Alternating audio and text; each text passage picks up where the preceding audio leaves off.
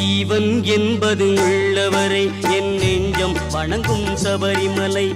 ஹரிகரன் புகழை பாடும் வரை வாழ்வினில் தோன்றும் சாந்த நிலை. ஹரிகரன் புகழை பாடும் வரை வாழ்வினில் தோன்றும் சாந்த நிலை. ஜீவன் என்பது உள்ளவரை என் நெஞ்சம் வணங்கும் சபரிமலை.